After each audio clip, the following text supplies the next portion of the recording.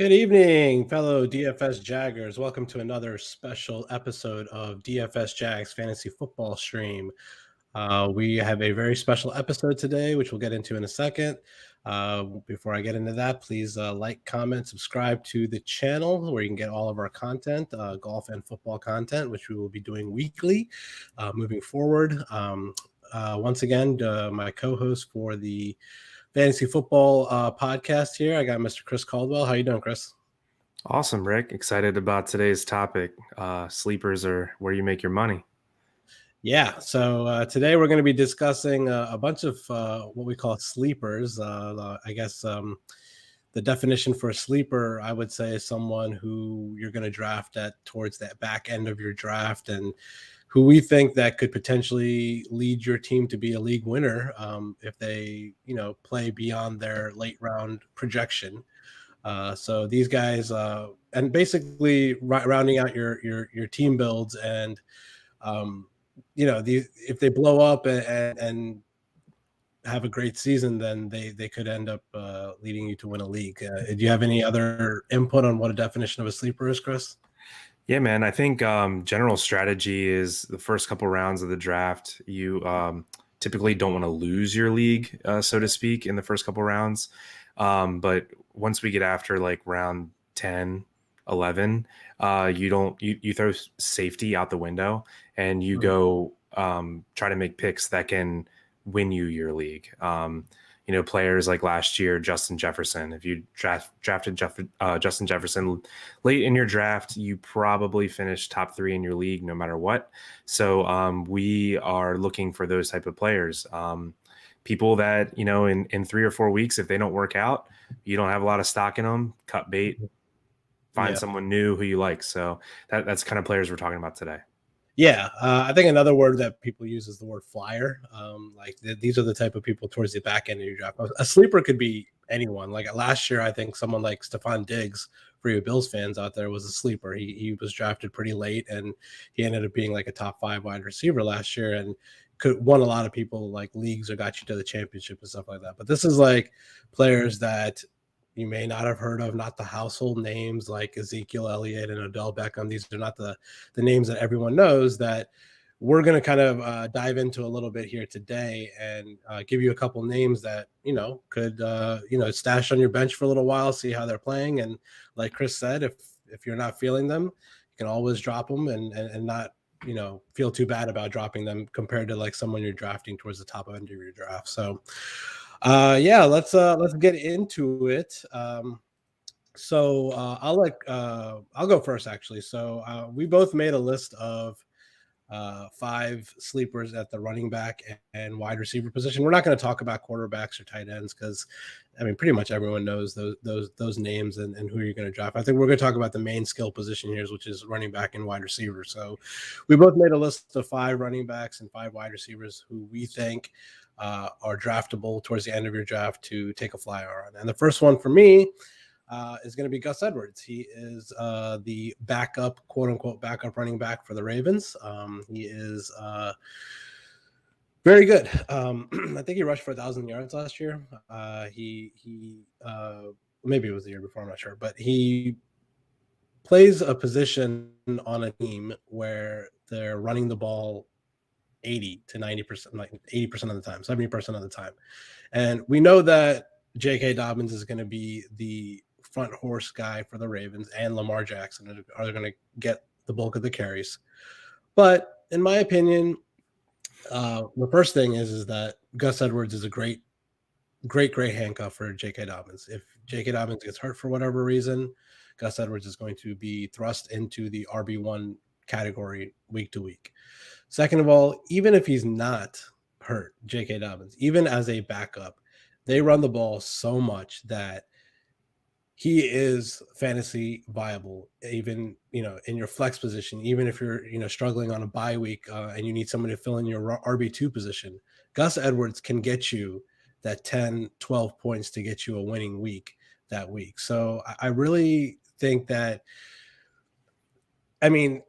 for me personally, like, it's tough to get someone like Gus Edwards at the spot that you want to get him in, because I play with a lot of Ravens fans and people know who Gus Edwards is. But if you're playing in a league that doesn't have any Ravens fans and they don't really know too much about Gus Edwards, taking a late round flyer on him, probably not the worst idea to get you, a solid flex position, possibly even week to week, depending on how they're going to go. And then on top of that, he's a much different body build than J.K. Dobbins is. So we could see him getting some goal line carries. We could see him racking up some touchdowns. So I definitely am high on Gus Edwards as a flyer this year. What about you, Chris? You like him? Yeah, I like Gus. He's going at RB37 right now in drafts, so he's the RB4, top RB4. I like Gus because he's going to give you some standalone value. He's going to get his every game 8 to 12 carries and 50-50 chance at a touchdown. But like you said, I think his main value is if Dobbins goes down, he's, essentially Nick Chubb-esque, right? Like he's going to get 18 to 25 carries on the team that runs the ball the most and the best in the league. So yeah, you can't hurt taking Gus. You can play him at a flex in a pinch, but you have ultra high upside if Dobbins is hurt. I'm in. Yeah.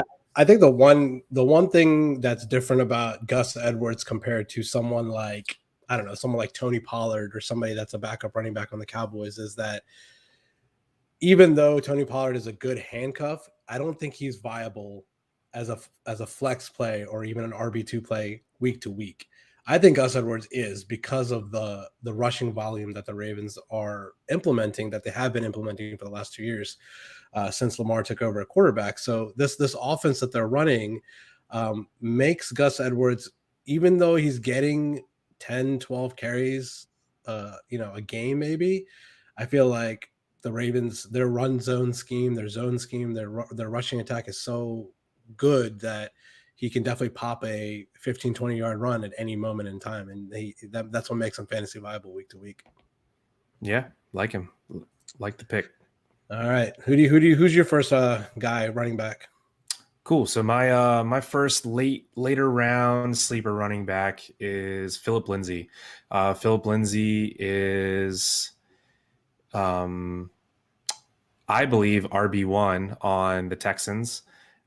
He has played his whole career for the Broncos, and this past year he moved to the Houston Texans. And the Texans are, I don't know what they're smoking right now, but they signed Mark Ingram and Phillip Lindsay this offseason, and they have 29-year-old holdover David Johnson that they've had for a few years now. So it's, Phillip Lindsay is about 27 years old. Ingram's about 30, 31. I'm not really sure what kind of concoction they're putting together, but the answer is that Lindsay's the youngest and most talented running back in that backfield right now. Not going to be surprised if Mark Ingram doesn't even make the team, or maybe they're just holding him, hoping he does well the first couple weeks and they can move him. I don't know why the hell you'd want Mark Ingram. The Ravens he was a healthy scratch the whole second half of the year last year. So Mark Ingram's dust. Houston's not going to, they might have the worst offense in the NFL, but Phillip Lindsay is going at running back 47, which Gus Edwards was running back 37. So 10 running backs later in your draft, you're getting what I strongly believe is a starting running back. The value is just too much to pass up. And if you watch what's been happening in preseason thus far, David Johnson is strictly a third down back at this point in his career. He's almost 30 years old. He can't take hits anymore. Phillip Lindsay is an up the middle, tough runner. Doesn't have a lot of mileage on the tires, and the guy has put up 2 really impressive seasons. I believe he's only in his 4th NFL season. He's put it up 2 really impressive seasons, his first and second year. I don't see how you fade it at running back 47. Yeah, we saw how explosive he was in Denver for his rookie year. I think he was in contention for offensive rookie of the year. He might have, I don't think he won offensive rookie of the year, but he was like up there.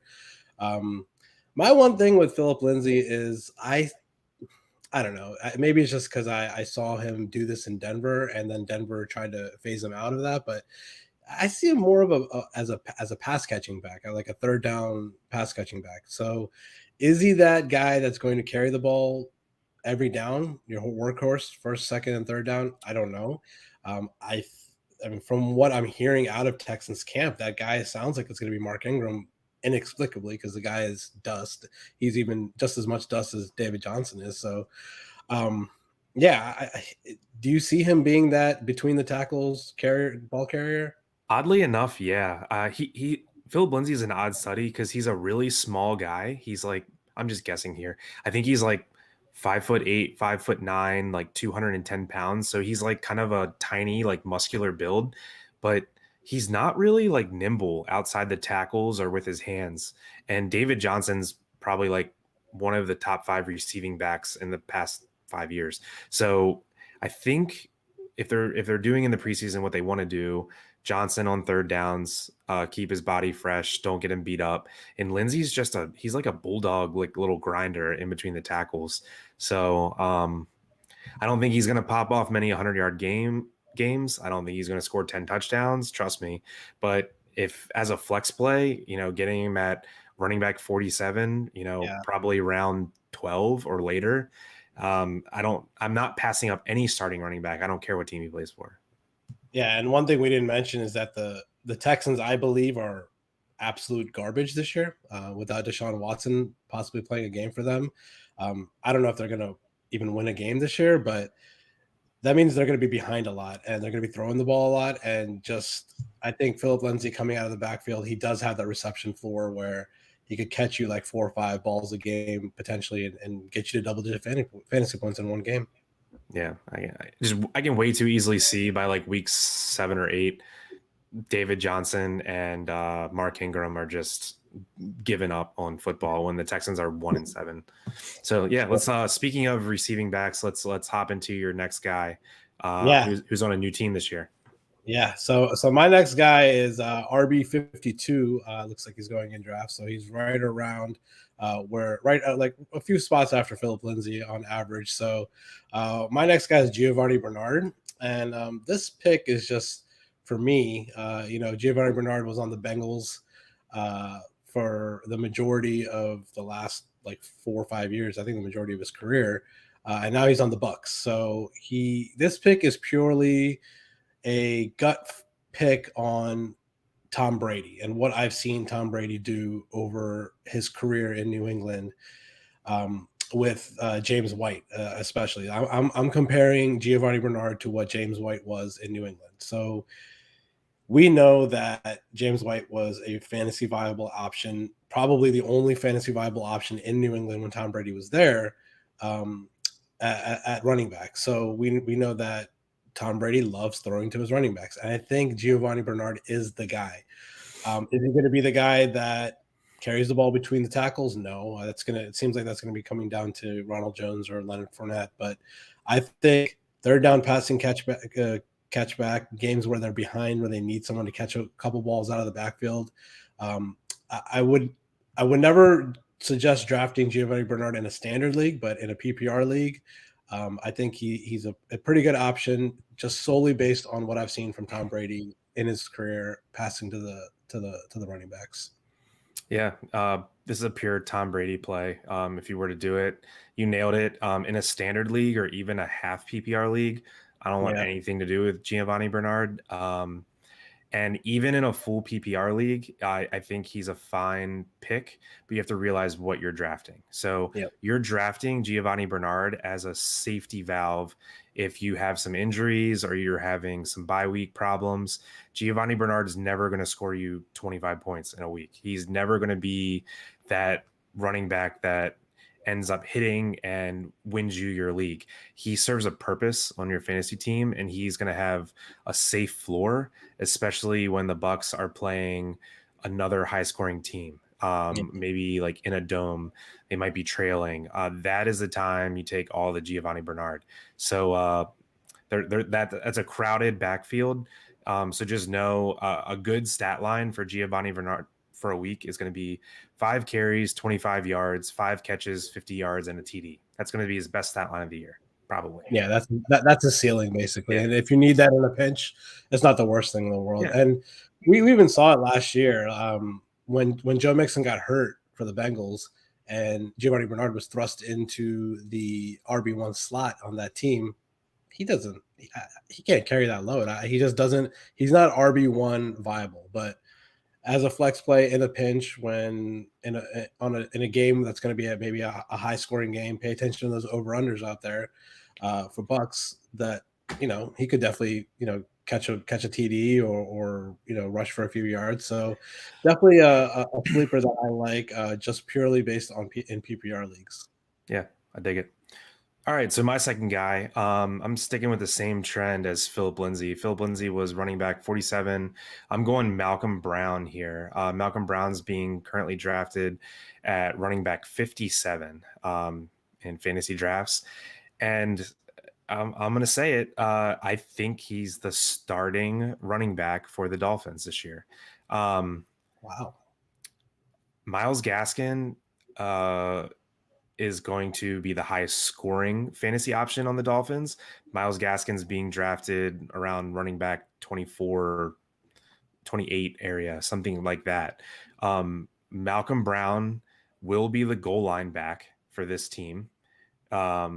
He is shown to be a coach favorite. For some odd reason, last year he was on the Rams. Sean McVay could not quit Malcolm Brown. He just seems to be a coach favorite.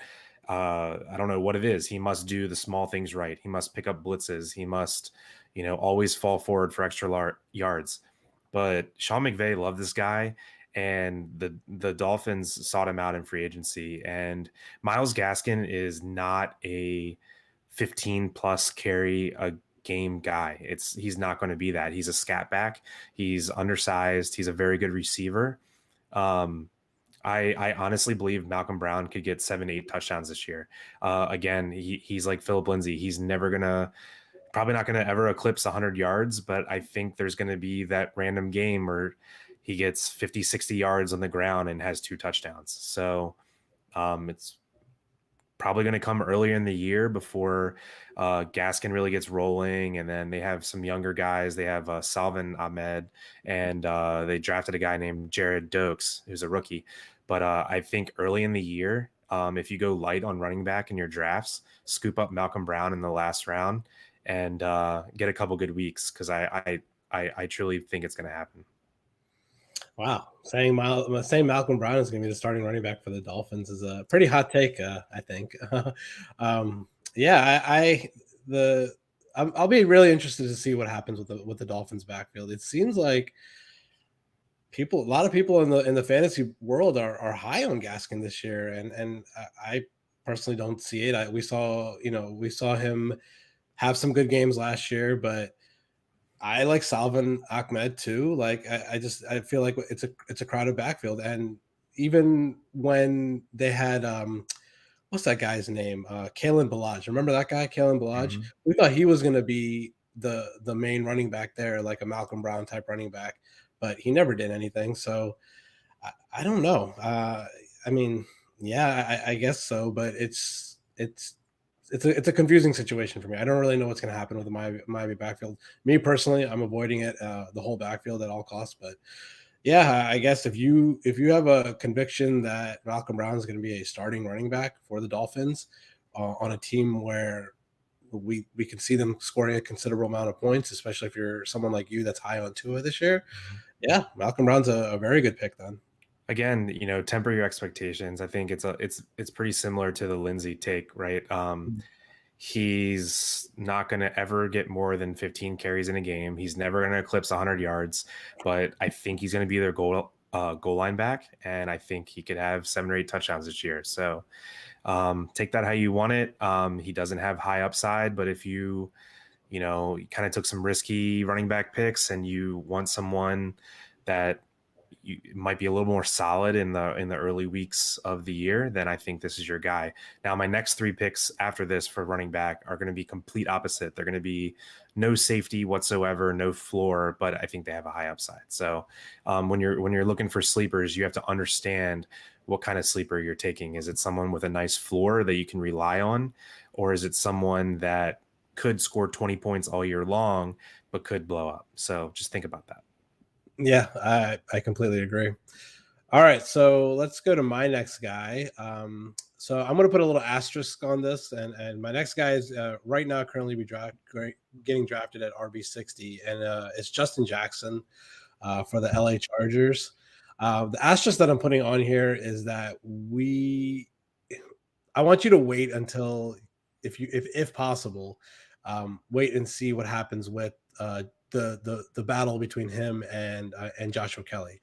Now, it seems like for some reason that the Chargers just hate Joshua Kelly. For some reason, he just seems like he was completely phased out of the offense last year. He's not good. Yeah, he's just, I don't think he's good. So I'm saying Justin Jackson is most likely going to be the RB2 here. I'm assuming Joshua Kelly is probably going to get cut, to be completely honest with you. But second-year player cut, huh?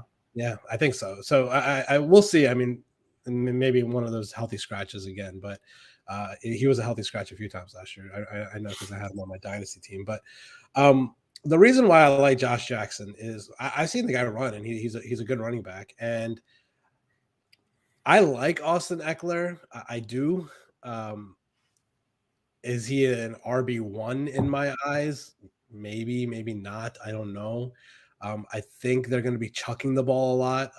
The Chargers are. They have a good quarterback now, and they can great receivers, so they can definitely throw the ball downfield. I always have this weird thing about Austin Eckler possibly getting hurt, trying to run the ball between the tackles, stuff like that. I think Justin Jackson is more of a bruising type of running back.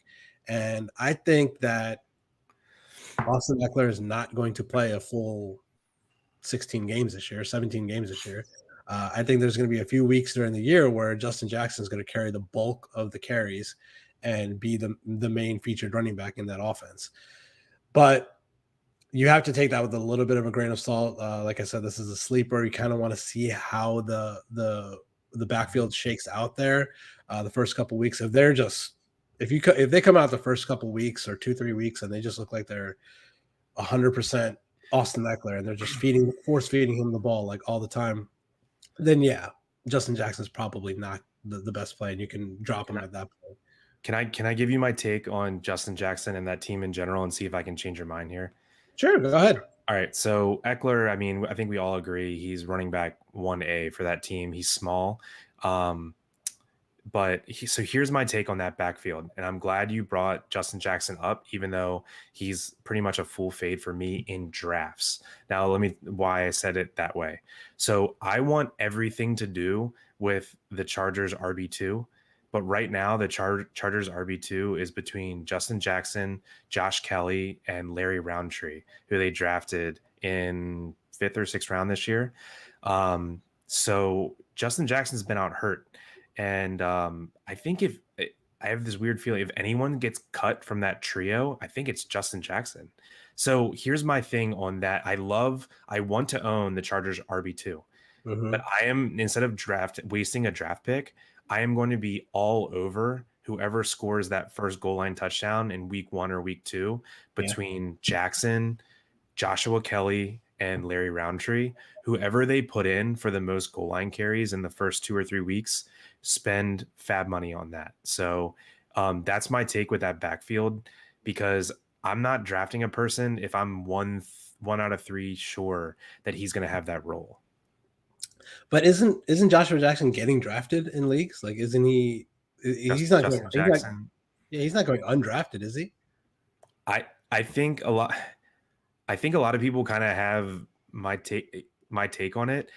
I don't think Jackson or Kelly are getting drafted. Oh, okay. Maybe if you're playing a really deep league, but in 16 round, 18 round leagues, I don't think either of them are. And I think one of those two, or Larry Roundtree, one of those 3 is going to be one of the top waiver pickups of week 1 through 3. Mark my words. Okay. All right. I sold me a little bit. So, but yeah, I still like him. I've seen the guy run before, and he's a powerful runner. So I kind of do like his physical abilities. But yeah, I think let's just round this off by saying I think whoever you think is the RB2 in the Chargers offense is a good player to own. And if you can get your hands on that guy, that's the guy to own. Yep. Whether it's in the last round of your draft or wait and try to scoop him up on waivers the first couple weeks, get that player. Yeah. All right. Who's your next guy? Cool. My next guy is Malcolm Brown was running back 57, and this guy's running back 58. Okay, so I'm on to the type of player here. I'm going with Kenneth Gainwell. He's a rookie running back for the Eagles. He's a little bit of an interesting study for me. So Kenny Gainwell was he's a rookie from Memphis, and he was the running back there when Antonio Gibson was there, and also overlapped, I believe, with Darrell Henderson. Memphis is just a freaking running back powerhouse. They just crank them out.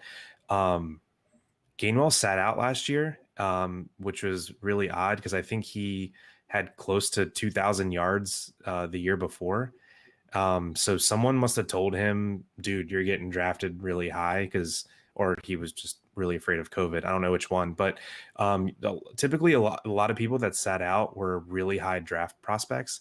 But the weird thing is Kenny Gainwell didn't get drafted till the 5th round. So I think leading up to the draft, everyone thought he was going to be, the next running back taken after Najee Harris, ETN, and Javonte Williams. And then it was like, when's Gainwell coming off the board? And he went round 5. So this guy is like pass catching extraordinaire. He could be a wide receiver. He's just a bit too tiny. He's like 5'9", 5'10", 195 pounds, 200 pounds. He's for the Eagles, which is the main reason I put him on here, was because I'm not sold whatsoever on Miles Sanders. And he's pretty much struggled throughout his first 2 years. And their backup running back is another like satellite back, just like Gainwell, Boston Scott. Gainwell is talented in every facet of the game more than Boston Scott. He's literally a juiced up, faster, better receiver, Boston Scott. So, and my take is, if you're not high on Sanders, which a lot of people aren't, I'm taking Gainwell thinking he has the third down job in the bag from week 1. And if Miles Sanders continues to suck and doesn't really show out in year 3, why can't it be Gainwell's job? So I'm saying this with a grain of salt. There's a 10% chance this happens, but if this does happen, you literally have a free RB2 on your team, and this guy's uber talented, and he gets to mesh with Jalen Hurts, and I'm just excited to see what happens here. He was one of my favorite college players last year, or 2 years ago. No love for Jordan Howard in that backfield. Nah, man. No, it was funny. I almost mentioned Jordan Howard's name when we were talking about Malcolm Brown, because I think Jordan Howard had I might have this wrong, but I think he had 9 carries for 11 yards and 2 touchdowns in Miami's first game last year. So Malcolm Brown could very well do the same thing this year. But yeah, I'm just a total flyer on. I mean, these people that we're talking about right now at this point, talking about running backs, you might not even have to draft them, and if you do draft them, it's just going to be your last round pick. But keep an eye on how they use Kenneth Gainwell, because the dude's super talented. Yeah, I'm interested to see how the Eagles are going to look this year. I think Doug Peterson was an idiot. I don't think he was a good coach. Somehow he luck boxed into a Super Bowl. I don't really know how he did that. Nick Foles, baby. Yeah, so they got his ass out of town, and I don't really know too much about their new coaching staff and their new offensive scheme that they're going to run. So I'm interested to see it. Are they going to turn into a Ravens type offense, like a powerhouse running offense? If they are, then yeah, Kenneth Gainwell seems like a solid pick there, because he could be like the Gus Edwards of the Eagles. But are they going to be more pass heavy? We don't know. It's tough to say, because I don't really know how I feel about Jalen Hurts' arm per se. But yeah, we'll see how the Eagles offense turns out this year. I'm curious to see how they are. But I'll just say one thing before we move off him. please, I know probably in most drafts, most websites, Boston Scott is going to be ranked higher in your pre-draft rankings than Kenneth Gainwell. Just please do not draft Boston Scott over Kenneth Gainwell. Just don't do it. I mean, we already know what that guy is. I mean, he's a fine fill-in, but at the last round of your drafts, don't draft people that are just okay. Go for upside there. So. Yeah, definitely. You're going to look for someone with upside. I mean, Boston Scott's not going to win you a fantasy league, but someone like that's unheard of, like a Kenneth Gainwell that most people don't know, you're going to, potentially have that upside to win you a league. And yeah, I see how it shakes out. But yeah, I agree. I mean, Miles Sanders, you say he sucked for 2 seasons, but he was not bad his rookie year. He like the second half of his rookie half of the year, he was pretty good. It was solid. But then last year, I was so high on him before the year started, and he was just awful last year. He was hurt a lot, and just when he got the ball, it just wasn't that good. I don't know. He has the dropsies. I don't know. Yeah. I don't think he's it. Yeah. All right.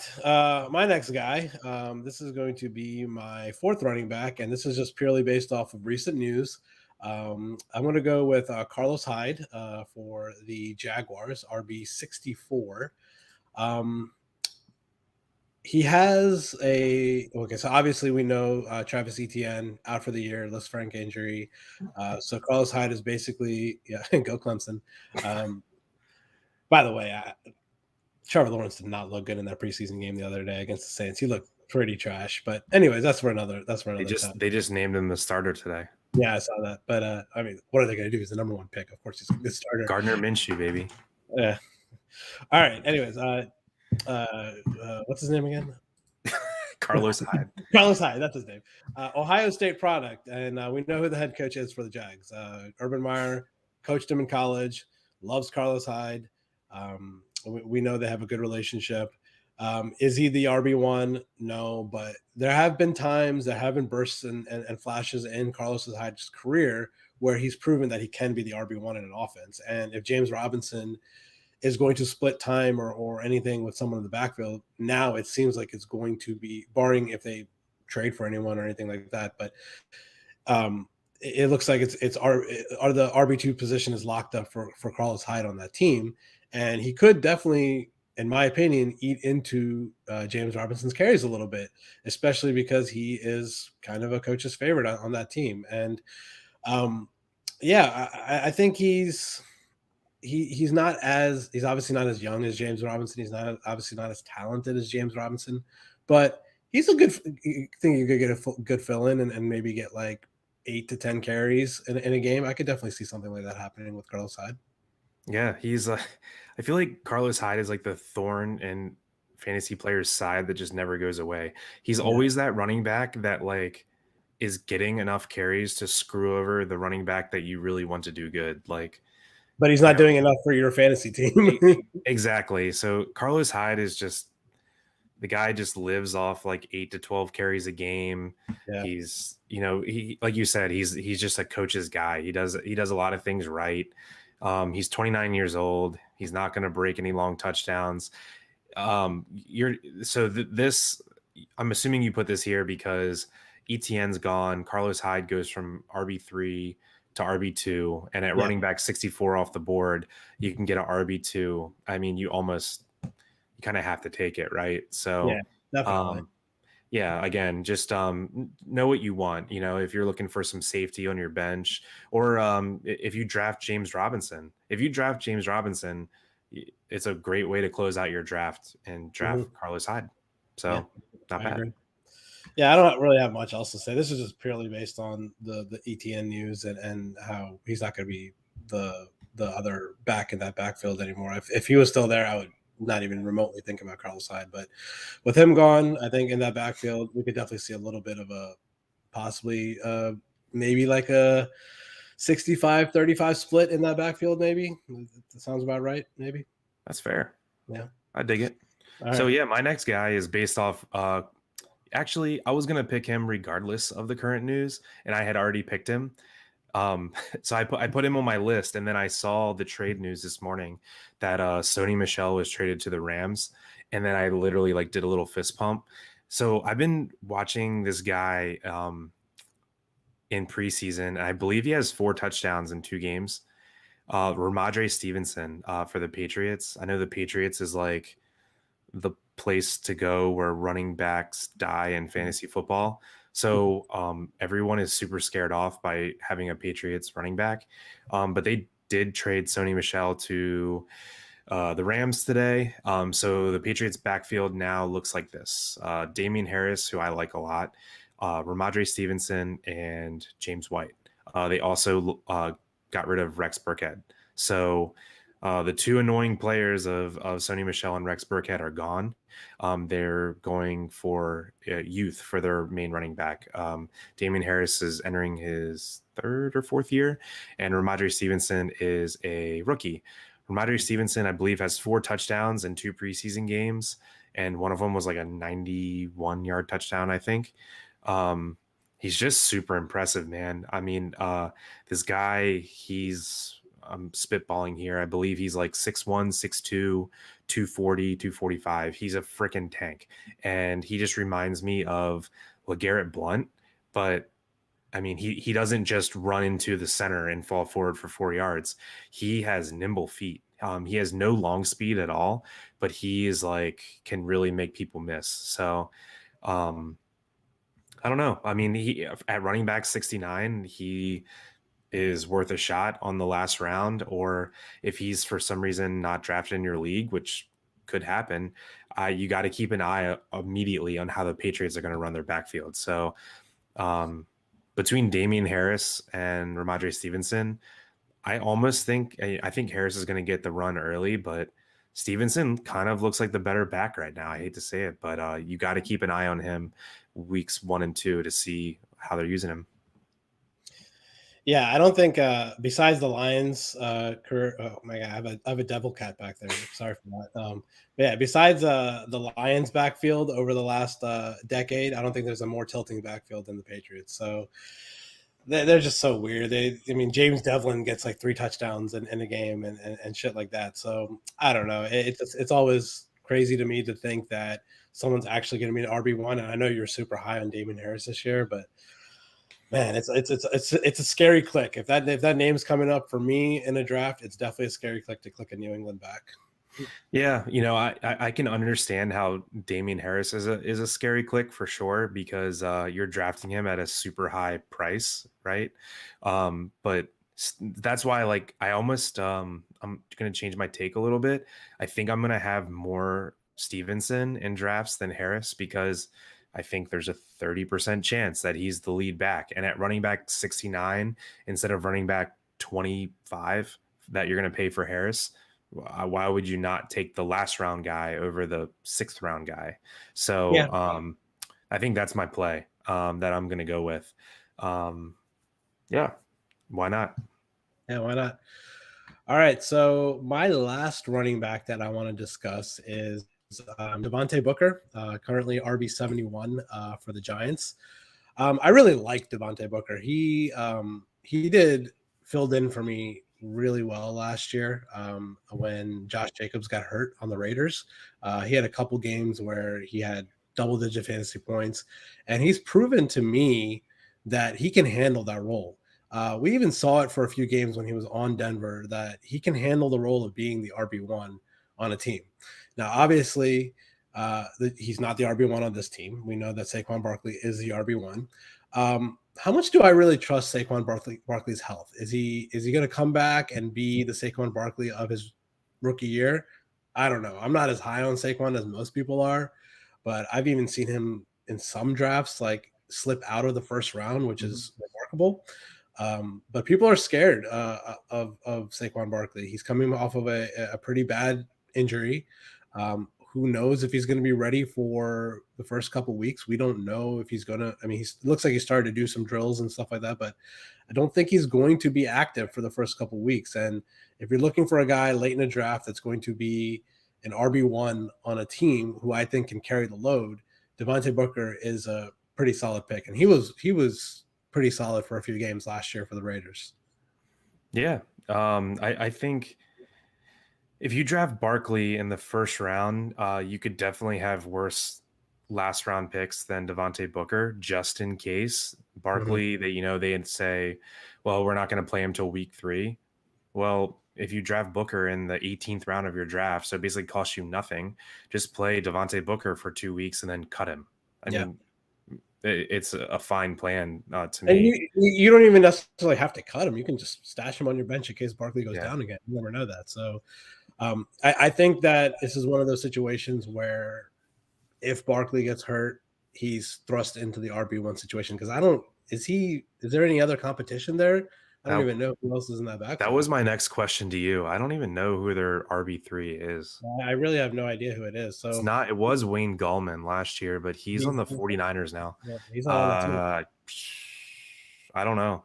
Yeah. So obviously somebody we don't know. So it's probably not someone significant. So I think Devontae Booker is a good late round flyer. He could definitely help you not win a league per se, but he could definitely be a good fill-in, especially if Barkley's not suiting up for the team. Yeah. I'm probably only going to have him if I draft Barkley, but I think pay attention to Barkley's health over the next coming weeks, and he could definitely be useful. Yeah. So, okay. So my last guy is Eno Benjamin, running back for the Cardinals. He's currently going as running back 90. So the latest running back we talked about so far was Devontae Booker with running back 71. Eno Benjamin, let me first start by saying, like, when you get to the last 3 or 4 rounds of your draft, you can kind of throw away all of the cheat sheets or rankings because honestly, the last 3 or 4 rounds don't matter. Get the guys that you want, that you have a feeling on, or that, a lot of people tout, and just take your guy and then just be willing to cut them in the first 2 weeks if they don't play, or, you're hearing a lot of negative reports about the coach doesn't really like them or whatever. But anyway, this is a guy I don't think I'll ever draft him, or I might draft him if I draft James Conner. But I like Eno Benjamin mostly because I'm so unsure what the backfield for the Cardinals is going to look like. So I'm not really a big Chase Edmonds guy. He's just too small. He gets 0.0 goal line work, as they've already proven. They're not going to run him inside the 10. That's Kyler's world. And last year it was Kenyon Drake or Kyler. I think Chase Edmonds had 0 goal line carries last year, or maybe 1. So James Conner is basically a walking injury, even though I think he's a decent pick this year, and I'm going to, hope he stays healthy. But when James Conner goes down, you're not going to get a bigger role out of Chase Edmonds. It's just not going to happen. He's kind of like Giovani Bernard-esque, right? So he has his role. He's going to play the slot. He's going to play third down. His role is not going to grow if James Conner were to go down for an injury. They're like running back 1A and 1B. Eno Benjamin was an extremely productive running back in college. I believe he went to Florida State. Arizona State. Sorry. So yeah, he got drafted in the 7th round 2 years ago, and I don't think he's played at all in the NFL. But he was a surprising 7th round pick. Like, he was supposed to go 4th or 5th round. I'm not quite sure why he fell. I think he had an injury late in his college career, but yeah, he has the ideal size, and he's also a good receiver. I don't know. I like taking flyers on situations I'm unsure of, kind of like my Rhmadre Stevenson pick before this. When it's Malcolm Brown too, and Malcolm Brown, yeah, and Kenneth Gainwell, right? Mm-hmm. And Phillip Lindsay. Shit, all of mine are the same. Yeah. So, like, if I'm unsure of a situation, I basically want a cheap piece of that situation and try to get lucky. So, Benjamin, love his talent in college. He hasn't got a shot in the NFL yet. And the 2 guys in front of him, we don't really know. It's, an aging, injury-prone Connor, and then a scat back as well. So, yeah. Was Eno Benjamin, was he drafted by the Cardinals? Yes. Okay, so he just didn't play at all last year? He was a rookie last year, and I don't think he ever dressed. Okay, cool. Yeah, that's late round flower. Like we said, he comes from Arizona State, where Herm Edwards is our head coach, so they run a little bit more of a pro style kind of team. So definitely could see him translating to the NFL well. And sometimes these teams that, they take a chance on these late round running backs and wide receivers in the draft, and they just kind of stash them for a year, and they just don't see the field for a year. So who knows? He might come and be the next Chase Edmonds on the same team. So we just don't know. So yeah, I could definitely see something like that. But yeah, any other running backs you want to talk about? Anybody else besides these 10 that we talked about that are on our list? Trying to think if there's any love for Sony Michel now that he's on the Rams? Nah, man, I don't. I'm always a Sony Michel hater. I think because I was a Damian Harris lover in New England, but I think Sony Michel is going to be super boring on the Rams, backing up Henderson and maybe even like vulturing a goal line touchdown here and there. But I think he pretty much killed Xavier Jones or Jake Funk, whoever is going to be the backup running back or the 1B to Darrell Henderson in LA. So I had a few shares in Dynasty of Xavier Jones and Jake Funk, but that pretty much is laid to bed right now. So kind of hate him. I will say one thing though. I mean, like I mentioned earlier, I've absolutely hated the Patriots backfield forever. If anyone was going to revitalize Sony Michel to who I saw in college being one of the most explosive running backs at Georgia that I've ever seen, who I wanted the Ravens to potentially draft, it's going to be Sean McVay. And if he's going to do something and turn Sean McVay's going to turn his career around, I think this is the perfect fit for him. And in an offense where he's not the RB1, it doesn't seem like he's going to be the RB1. It seems like that's Darrell Henderson's job. So I think that Sony Michel, I don't know. I'm not really sure where he's going right now, but if you want to stash him and see how that situation turns out, maybe not the worst idea. I don't know. Yeah. I mean, if you took Darrell Henderson and you can get Michelle on the cheap, might as well try. I just think he stinks, but it's just all about opportunity. I mean, if he lucks his way into getting RB1, because Darrell Henderson obviously can't stay healthy either. If he turns into RB1 on that offense, like it doesn't matter. I mean, I could be an RB1 on that offense if you let me. So yeah, why not? Anyone else? Any other RB sleepers? Okay. All right, let's get into some wide receivers now. We're going to list a 5 and 5 like we did for the running backs. My first wide receiver, turning into a pretty household name nowadays. Mecole Hardman. He's coming at, looks like wide receiver 53 right now for the Chiefs. I think it's his job to lose, to be completely honest with you, as the wide receiver 2 in that offense. With Sammy Watkins out of town, it's between him and what's his name? Robinson.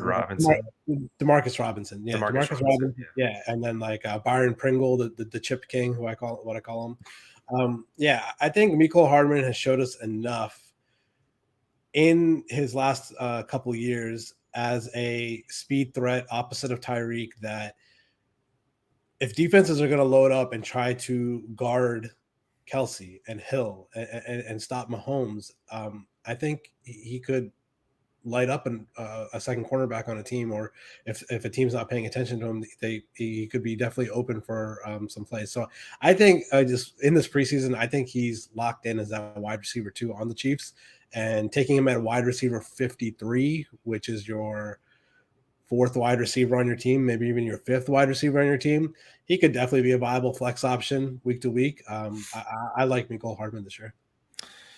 Yeah. I was glad you wrote him because I wanted to hear your argument. He is like an absolute full fade for me because I just think you can't count on him week to week. I think he's going to be like that boomer bust type player. And my reason is because their wide receiver 2 last year was Sammy Watkins. And no offense, Clemson Nation, if you can't overcome Sammy Watkins at this age of his career, I don't really think you're all that good. And also, like, Mecole Hardman kind of has a different position. Like, he has his own position, right? He's not going to be your stereotypical, like, okay, Tyreek Hill's on one side, that means McColl's on the other side. He's just an absolute blazing speed threat. I feel like he has his own football position that he was doing last year, and he's going to do it this year, just maybe mildly better. I don't think that he's going to have like some new role, like running out routes or comeback routes. That's not him.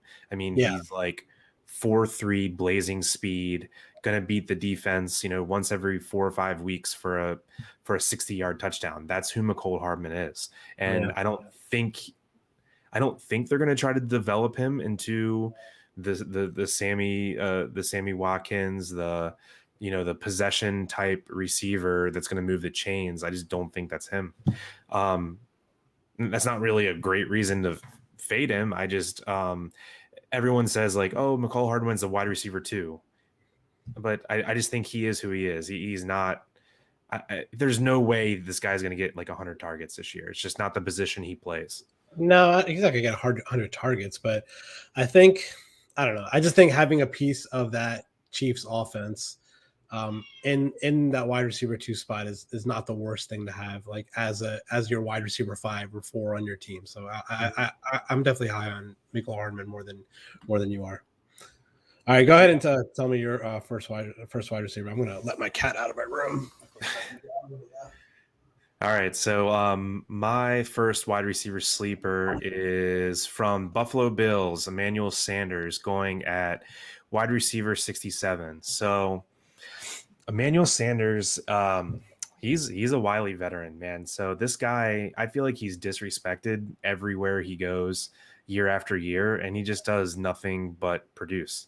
So he is walking straight into the wide receiver 2 role on a top 3 offense in the NFL. So he's getting Josh Allen, MVP candidate quarterback. So he has Diggs on one side, we have Emanuel Sanders on the other, and then you have Cole Beasley, one of the best slot receivers in the NFL, in the middle. I just think this is a smash spot for Emanuel Sanders, especially going wide receiver 67. I mean, you can easily get him as your 5th or 6th best wide receiver. He's not too old. He played well last year on the Saints when he was healthy. So did he play well last year on the Saints? Yeah. He had a few smash weeks actually when Thomas was out. I don't ever remember him playing that well last year on the Saints. I don't know. I mean, the guy's not a world beater. You got to know what you're drafting. But I just think, okay, so he did decent on the Saints last year. This is the Bills. He has a better quarterback this year, even though, I'd say going from Josh Allen from Drew Brees is an upgrade. He has more talent around him to take the looks off of him from the defense. He was the Saints like number 1 guy for multiple weeks last year because they had nothing else to throw to. So he was the main attraction, right? I feel like he's going to go so under the radar and he's going to eat in Buffalo this year. And at this price, I'm not going to ignore a wide receiver 2. You want Hardman at wide receiver 53 because he's on a great offense. I want Emanuel Sanders as a wide receiver 2 because he's on a great offense, just getting him, a couple rounds later. So I think we're thinking the same thing here. Yeah. You don't think he's more of a slot guy than an out wide guy? So the Bills play more 4 wide receiver sets than any team in the NFL. So they essentially play as their standard look.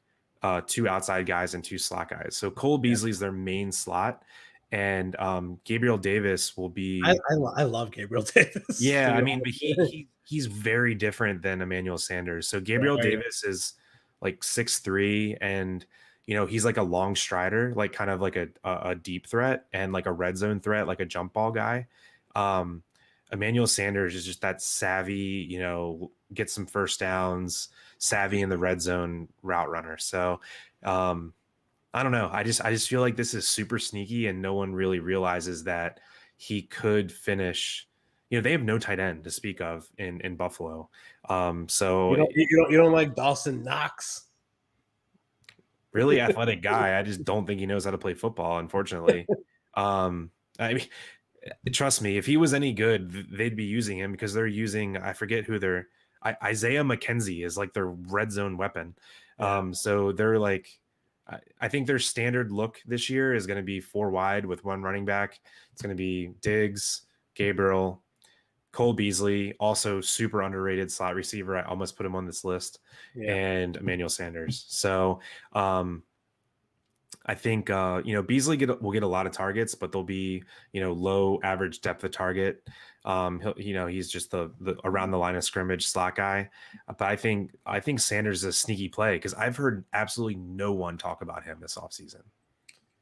Yeah, I'm a big Brian Dable fan. I think he's a great offensive coordinator. So I think if he's going to flourish in an offense, it's going to be with Brian Dable. And I think he's a very good passing game coordinator and being able to develop routes. So I could definitely see Emmanuel Sanders being a good play there. All right. Let's see here. Who is my next guy? Okay, my next guy is going to be wide receiver 66, Jamison Crowder on the Jets. This is a pure PPR play for me. I liked what I've seen out of Zach Wilson so far this preseason. I think he's looked pretty solid. Guy's a beast.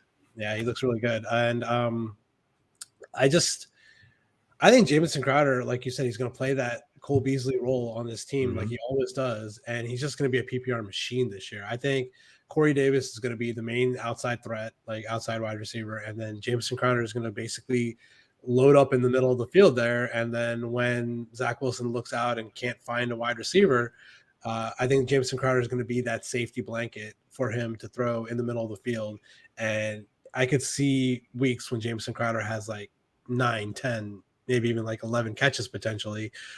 He's not going to catch. He's maybe not going to catch it more than like 6-7 yards down the field, but I think just a pure number of receptions per week is what gives me the upside for Jamison Crowder being a wide receiver 3 on your team, maybe even a flex play on your team. I really like Jamison Crowder this year.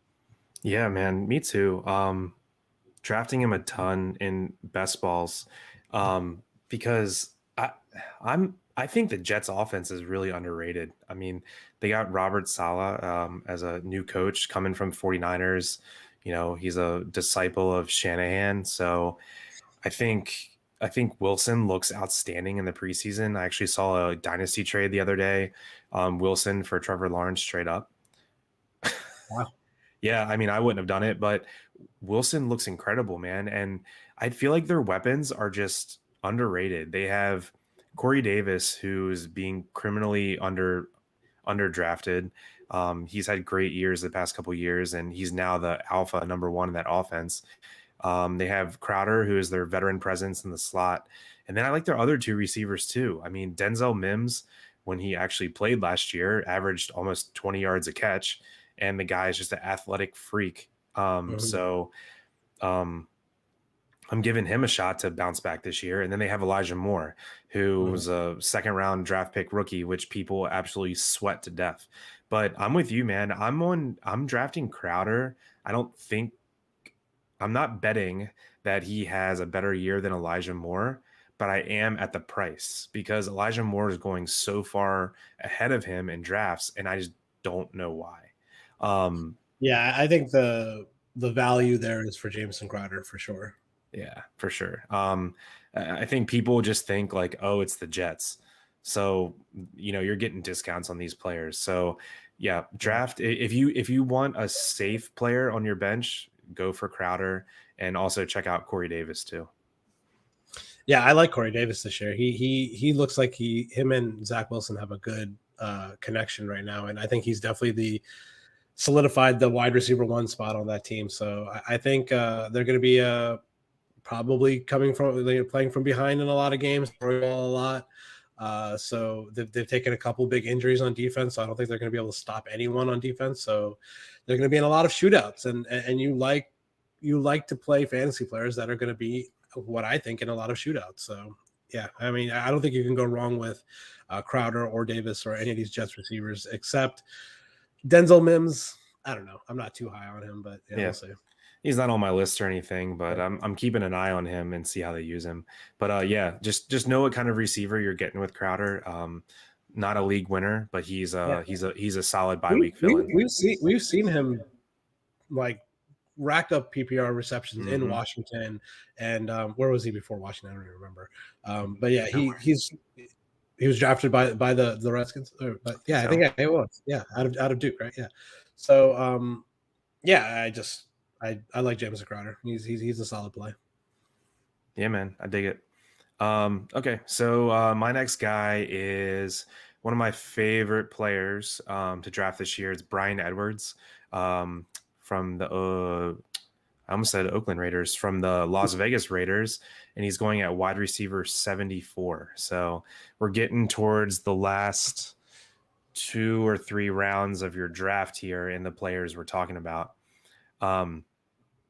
Derek Carr, I think, is one of the most underrated quarterbacks in the NFL, especially in terms of just putting up fantasy numbers.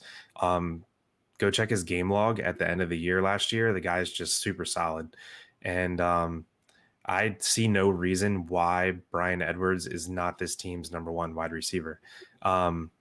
He had a super dominant college career. If go check out his highlight reel from college. He played at South Carolina. The guy was absolutely mossing people as a freshman in college and just did it 4 straight years. The guy's a beast. He has huge size. He's like 6'3", 225. He's a man. And Henry Ruggs ain't that guy. He's a gadget player. He should never been drafted as high as he was. I mean, I literally think he's like Hollywood Brown light. Henry Ruggs is never going to be your dominant, give me the ball type player. I mean, he's like maybe Mecole Hardman-esque. I'm just spitballing. But their other receivers are John Brown, who's a deep speedster, and Clemson's slot receiver. Help me, bald guy. I have no idea. Who are you talking about? It's killing me. He played for Clemson, did well in the college playoffs. Oh, the guy that didn't he catch the winning touchdown in the national championship? Oh my God, what's his name? I can't. It's killing me. Yeah, I know. Go ahead. You keep talking. I'm gonna look it up. It's killing me too. Yeah. Anyway, so with the receivers that they have on that roster, their wide receiver 1 is definitely their tight end. But if we're talking actual receivers, Hunter Renfrow. Yeah, there you go. So Ruggs, John Brown, and Hunter Renfrow are not challenging Bryan Edwards to be the alpha receiver in that team, because Bryan Edwards has 5 inches and 40 pounds on all of them. So this guy is like just built like a tank. He's going to be a red zone monster. And at this late in the draft, I want that player that is not just going to be a super safe, 6, 7, 8 points a week guy. I want the guy that has the ability to just absolutely put his stake on a team. And this is only Bryan Edwards' second year. He had an injury-riddled year last year. And I'm just ready for him to take over. I mean, this is one of my top 3 flag plant players for 2021. All right. Yeah, you like Bryan Edwards so much, you skipped a guy on your list, to be completely honest with you. Oh, I did. Gosh. Right. we'll go to him next for you. Yeah. But yeah, he was so excited to talk about Bryan Edwards, he skipped a guy. So anyways, I was like, wait a minute, why are we talking about Bryan Edwards? We're supposed to be talking about this guy. But anyways, we'll get to that guy next for you. Yeah, I like Bryan Edwards. You've definitely sold me on him this preseason. I've definitely could see him being a value late in drafts and stuff like that. I'm not playing any leagues this year that are really snake drafty. I mean, I'm playing in one league with you that's like a 2 QB league, but most of my leagues are auction drafts. So he's going $1. $1, yeah, like $2. So that's definitely a really, really good value for someone who, like you said, could be the alpha wide receiver on the Raiders there. And you saying Derek Carr is one of the most underrated quarterbacks in the NFL. I don't know how I feel about that. They're almost trading him this offseason. Yeah, I'm not saying he's a world beater. I'm just saying I feel like people are just like, oh, Derek Carr. Like, I feel like he's looked at almost in like that, like Daniel Jones group. I mean, he's a good quarterback that you can stream if you're in a pinch, I think. yeah. I don't think you can start Derek Carr week to week in a league and think about potentially winning. Maybe you think differently, but I don't think that way. No, I think I think he's a great target in a 2 QB league as your, a back end QB2 or like QB3. But again, I'm guessing. I feel like he had like 29 touchdowns and 8 interceptions last year, and he like sneakily runs for yards too. So I don't know. I'm just kind of high on Derek Carr this year. In that offense with Darren Waller just demanding the middle of the field, I think that you got to look at someone on the outside, and like you said, Henry Ruggs looks like he's not good. So Bryan Edwards, I could definitely see that being a play. All right, my next play is going to be Marquez Callaway, and it's not just because my son's named Callaway. I actually like what I've seen out of Marquez Callaway this preseason. When we got the Michael Thomas news, everyone was always all like Traquan Smith. But from what I've seen in this preseason, with Jameis Winston at quarterback, not Taysom Hill, but with Jameis Winston at quarterback, Marquez Callaway is looking nice, and I think he's going to be the wide receiver 1 on this team. Now you got to realize that there is some competition there with Traquan. He hasn't really played yet. And I almost put Marquez on my list too. Yeah. Traquan hasn't played in a preseason game yet. It just gives me like this much pause, but Marquez Callaway looks like a more dynamic receiver than Traquan. Is Traquan hurt? Yeah. He is hurt? Okay. I think he just came back recently, but he hasn't played in the preseason yet. Oh, so he should be good to go for like week 1 then, probably. Okay. So I mean, you got to make a decision there. I think you're going to want a piece of who you think is going to be the wide receiver 1 on this team, because there's not a Michael Thomas there for most of the season. So someone's going to have to catch the ball in this offense, and it's not going to be all Alvin Kamara, I don't think.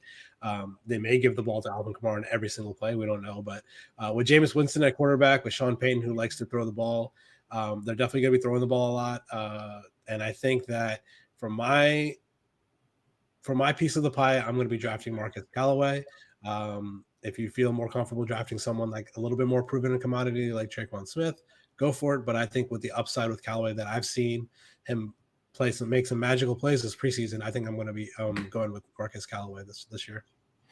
Yeah, dude, I'd say I'm full in with you here. So I'm going after Marquez Callaway and or Traquan Smith. I definitely want one of them, because if Jameis wins this job, which it's looking likely, I mean, you see what he can support 2 wide receiver 1s.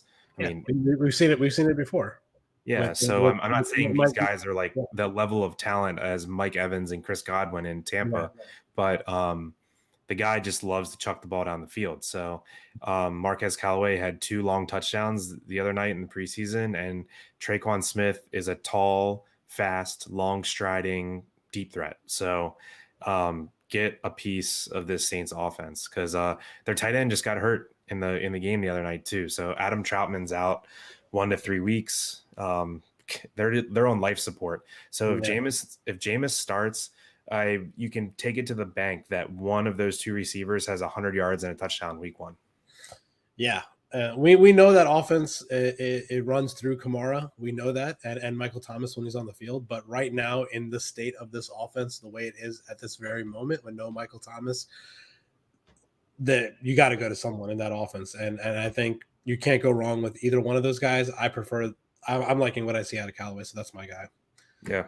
All right, so let's go to your next guy. We're going to backtrack a second because he was supposed to be your second guy on the list. So yeah, my bad. So we're going to Rondale Moore here, wide receiver for the Cardinals.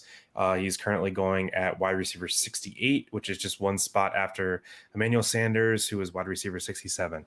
Okay, so Rondale Moore is a rookie, and I believe he went in the back end of the 2nd round this year. He is likely the smallest wide receiver in the NFL right now. Guy runs about 5'7", 5'8", but he's absolutely yoked from head to toe. Like, I think his muscles have muscles.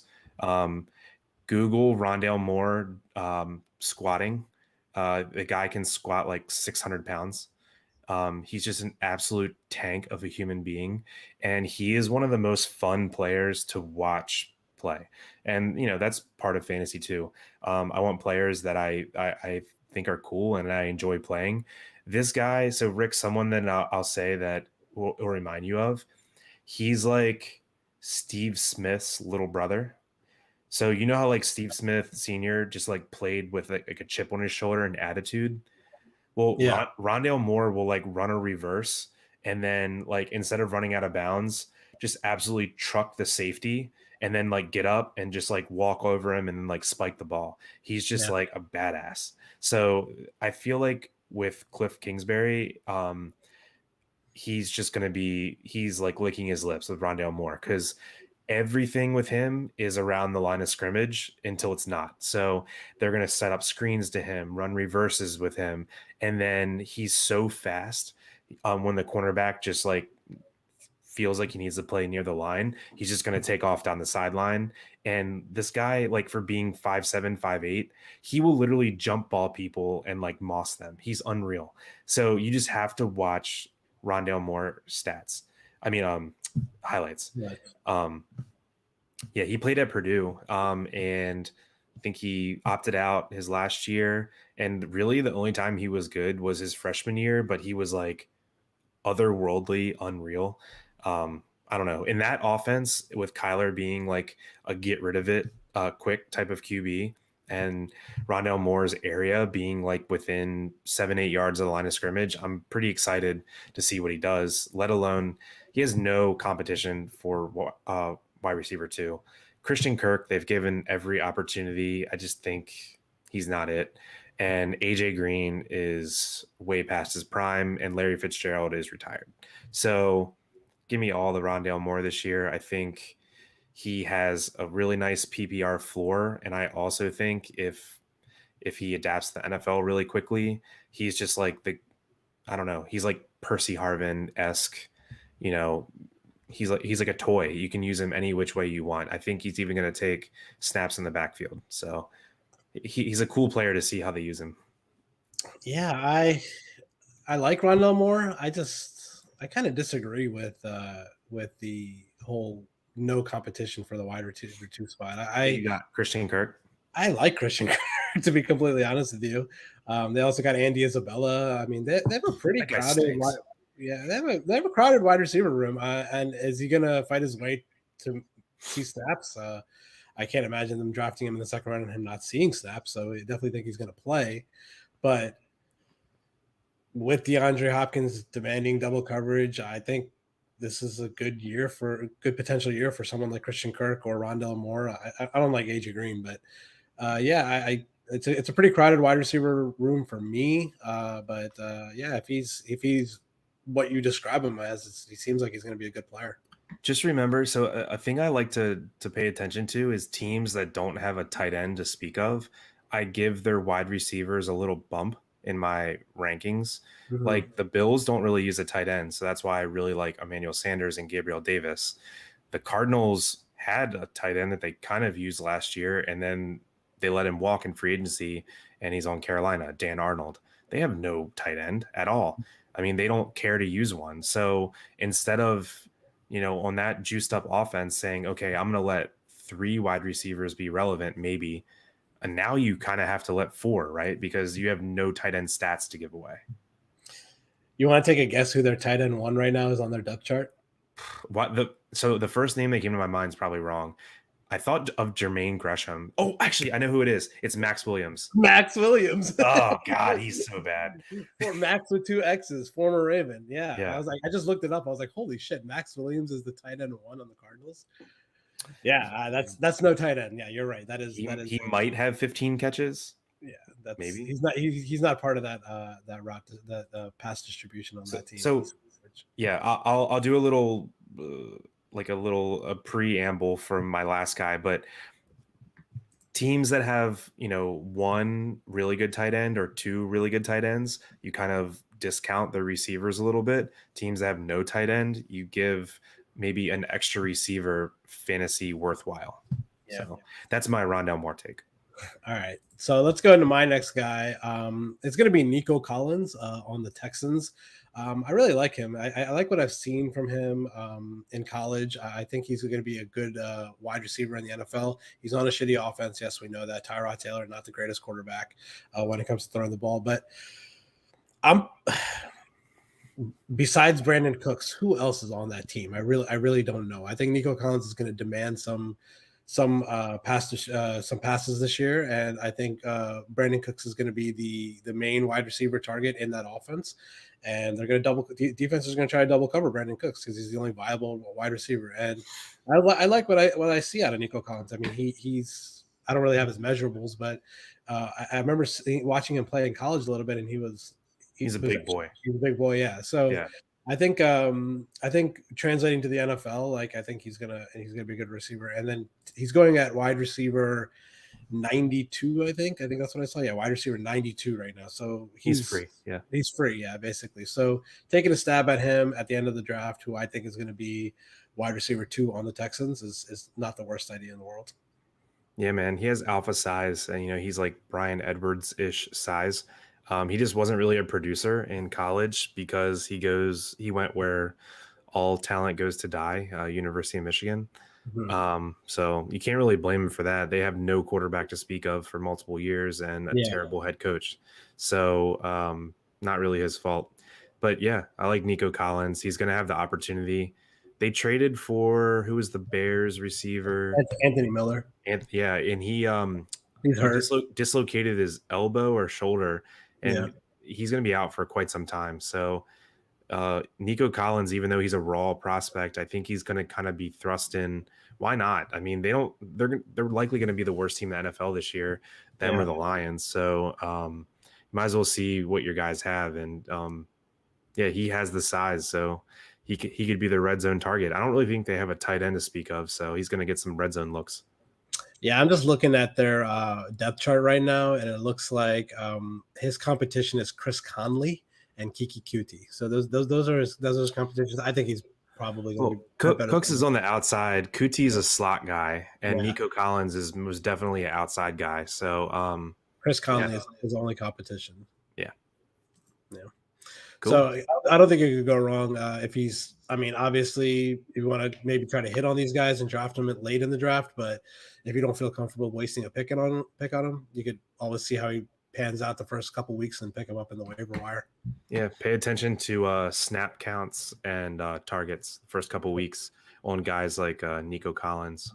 Mm-hmm. Okay, so my next guy is not quite as deep of a sleeper as Nico Collins. He's wide receiver 77, Terrace Marshall Jr. of the Panthers.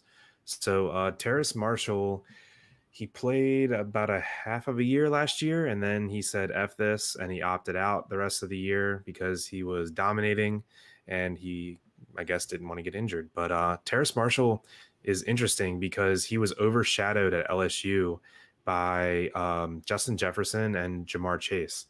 So he was, I believe, younger than them both. I think he just turned 21, and he's in the NFL. So he has absolute mammoth size. He's 6'3", 6'4", 215, 220. He's very long, lanky, long arms, long strider, high jumper. But he played the slot a lot last year at LSU. So he's proving to be like really versatile. And he's not just that down the field guy. He's a savvy route runner. And he went to the Panthers, which is his college coach, right? So they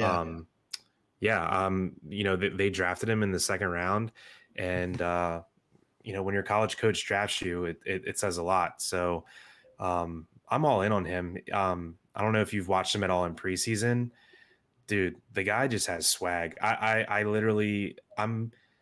rather look at film and watch these guys play and pass the eye test. And good Lord, he is like with flying colors.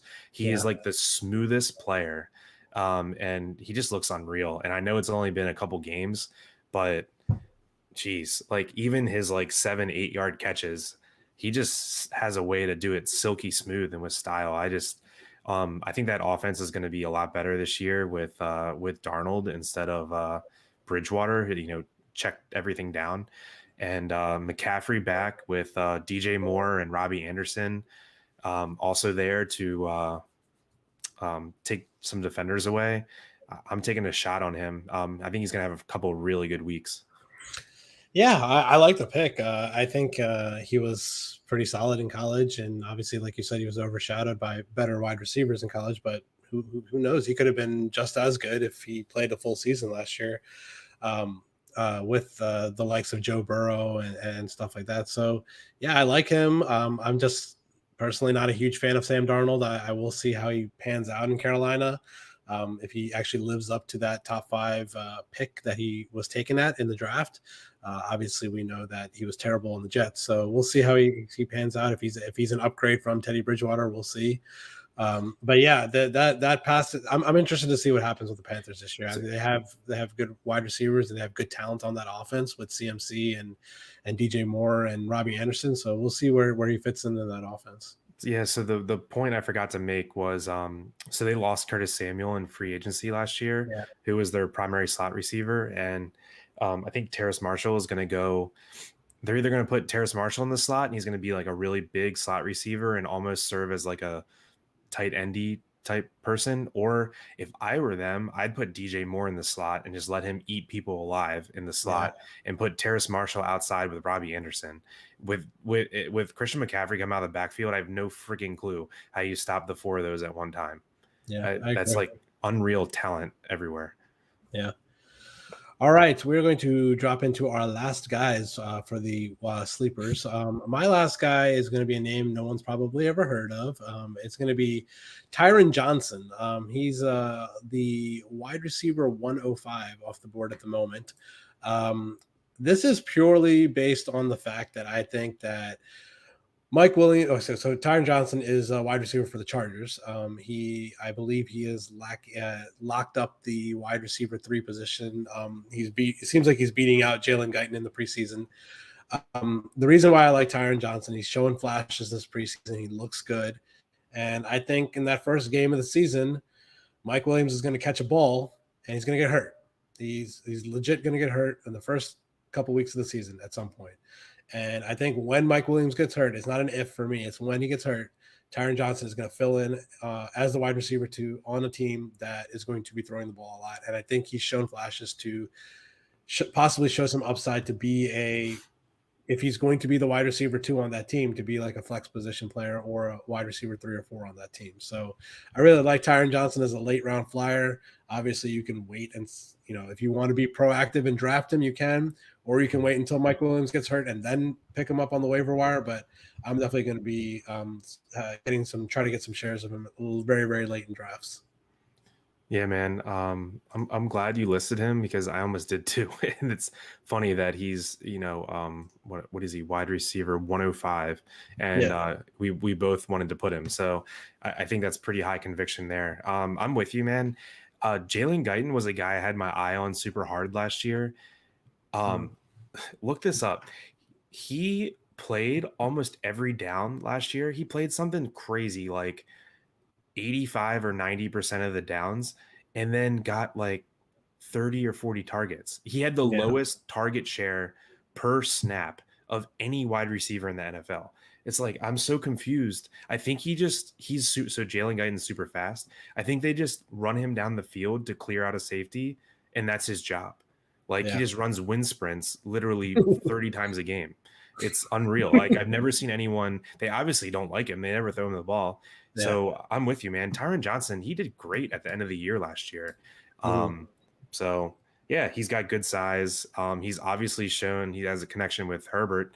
So I'm with you. I like the Chargers this year. I think they're going to be a good team. I think they're going to maybe not compete with the Chiefs for a division, but I think they're going to be very, very much in the thick of it for a wild card spot. So I definitely like the Chargers offense this year.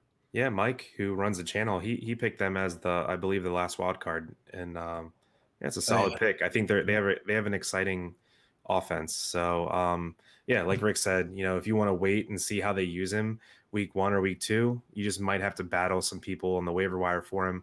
But yeah, I think both of us think that he is going to be the wide receiver 3 there immediately, with possible upside to be the wide receiver 2 if and when Mike Williams gets hurt.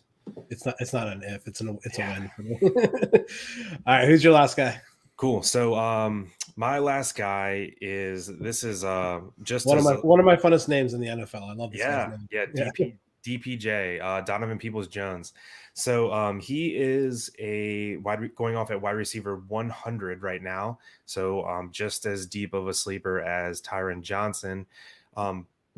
Probably not someone you're going to have to draft. But with him, I'm not going to wait until he shows out a little bit to try to fight other people to pick him up. I think he is the wide receiver 3 in Cleveland. They did re-sign Rashard Higgins this year, who's kind of shown like he's a favorite of Baker Mayfield. I'm a little bit worried about that. I'm not going to lie. But Higgins is going much before Donovan Peoples-Jones in drafts. So I'm gonna take the chance here and go on the much higher talent with Donovan Peoples-Jones. He has great size. He has size to be an alpha wide receiver. And if you know me at all, I absolutely cannot stand Odell Beckham. I think the guy hasn't been good for 3 going on 4 years now. He can't stay healthy. He's not good when he's healthy. I'm just completely off of Odell Beckham. Yeah. Landry is purely a slot receiver. The guy is never going to play on the outside and command targets. So I'll say it again, like we said with Mike Williams, if and when Odell Beckham gets hurt this year, it is not going to be Rashard Higgins that steps up and is the dominant receiver for Baker Mayfield. It is Donovan Peoples-Jones. He was a 5-star recruit coming out of high school. He went to the place where all talent dies, University of Michigan, right with Nico Collins, had no production in college, and basically just couldn't wait to get to the NFL.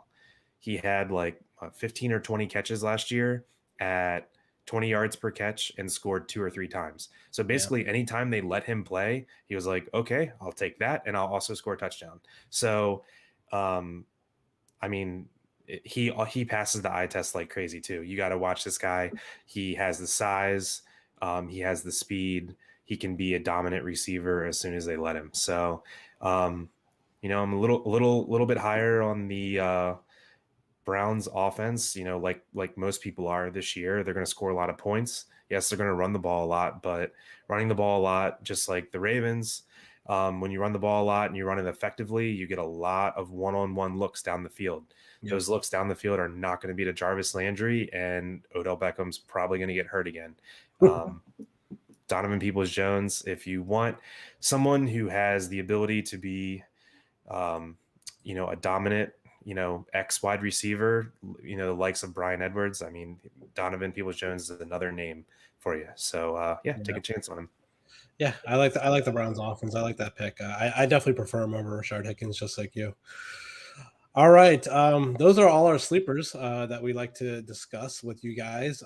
If you have any questions about any sleepers who you have no idea what to do with them or whether or not you should draft them, shoot me or Chris a DM or tweet at us. We will be happy to answer these questions for you. We pretty much have takes on anyone you can think of. So if not, we can make up a take for you. But let's end the show. Spend the last couple of minutes in the show just wrapping up with some news here for the NFL this preseason. A couple things that I noticed for me is I really like Najee Harris. I think he's going to be a solid RB1 this year. For me, I think he's a first-round pick. I think he should be a first-round pick in drafts. I personally have him ranked ahead of people of the likes of like Jonathan Taylor and kind of guys. I really like Najee Harris, and I'm really high on him this year. I think he's going to be a world-class running back and a fantasy producer this year. What do you think about Najee? What have you seen him so far this preseason? Yeah, man, the floor for him is outstanding. Pittsburgh's they're gonna love him and they're gonna use him. I've seen multiple fantasy analysts and talent analysts just say if you can wait 1 or 2 years, you have Dalvin Cook. So Yeah. Mhm. that's what you need to hear about Najee Harris. He's an elite receiver out of the backfield. He's an elite goal line back, and he can take a beating up the middle. He's a Pittsburgh Steeler, so Yeah. they're going to use him as such. Yeah, and speaking of Jonathan Taylor, we also got some news that the Colts are look like they're going to be healthy going into the season. We weren't sure how they were going to be doing with Quentin Nelson and Carson Wentz, both having foot problems. Looks like the same exact injury, but they're both back and practicing, and it looks like they're going to be healthy going into the season, and it looks like we don't have to have that worry of whether or not Jonathan Taylor is going to have that offensive line production that we were expecting them to have with Quentin Nelson potentially being hurt, and what we're going to expect out of Carson Wentz this year. So, what you have any takes on the Colts going into the season? Yeah, man, I wish the news wouldn't have came out that they're actually going to be okay, because I was steadfast, drafting Jonathan Taylor still in the first round. I mean, the guy's too talented and has too good of an offensive line to let him slip out of the first round. I mean, the guy he didn't really get a whole lot of run until, a couple weeks into the season, and still scored, I don't know, it was like 220, 230 fantasy points in a PPR league. So, I'm all in on the Colts. I'm acting as if they're fully healthy. Yeah. Yeah, I agree. I think it's going to be a battle between them and Tennessee for that division this year, and I think it's going to be a good battle. I don't think the Jags and the who's the other team in that division? Texans. The Texans are going to be any good this year, so I think it's going to be a two-man race in that division. So we'll see how that pans out. The last little bit of news that I wanted to touch on personally, and then you can let me know if there's anything you want to talk about. I actually. From the news today of Teddy Bridgewater being the starting quarterback for the Broncos week 1, I actually like that. I think that gives me a little bit of an uptick for players like Cortland Sutton and Jerry Jeudy and Noah Fant. Like, I think that if they were going to roll with Drew Lock, we've seen Drew Lock play and we've seen Teddy Bridgewater play. I think Teddy Bridgewater is a much more safer quarterback. I think he is much more efficient with the ball. And Drew Lock is a gunslinger, but I think for this offense on the field, for this team, Teddy Bridgewater was the correct decision. And I'm starting to like the wide receiver positions and the tight end position a little bit more in the Broncos than I did 3 days ago. Yeah, definitely. Bridgewater helps the outlook of Jerry Jeudy and Noah Fant. Bridgewater is scared to throw the ball downfield pretty much. So Jerry Jeudy is going to be your possession receiver, elite route runner that he is, and Noah Fant's your tight end. So I would do a couple clicks up on Jerry Jeudy and Noah Fant, and maybe a click or two down on Cortland Sutton as your downfield, jump ball, red zone target. So yeah, I mean, I'm fine with it. All it tells me is if that Bridgewater won that competition, it shows you how bad Drew Lock is, right? Yeah. Because Bridgewater, they didn't want anything to do with him in Carolina anymore, right? Mm-hmm. So they traded for Sam Darnold, which shows how low they think of Bridgewater. And then if Bridgewater beats out Lock, then God, who knows how bad he is. Yeah. Any news topics you want to talk about before we wrap it up? 49ers, Trey Lance, anything like that? Oh man, yeah. Just really quick, talk about a couple of the rookies that we've seen play and how we like them. So, my personal opinion is Trey Lance looked like absolute hot garbage his first game.